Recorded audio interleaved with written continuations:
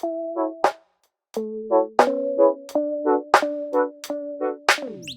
guys, it's Hannah here at Grande Prairie Nissan, and today I'm going to show you guys how to use our kick-activated liftgate.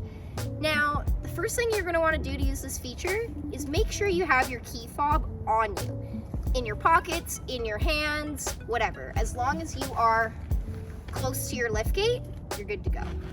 You're going to want to stand about a meter away from the trunk of your vehicle. You're going to take one step and you're going to swing your leg directly under the trunk and step back.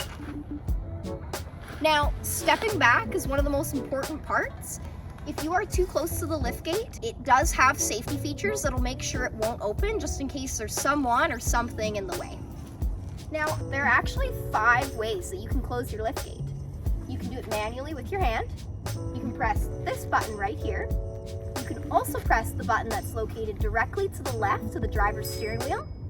You can press this button on your key fob, or you can take another swing, step back, and it'll close. Have a great day.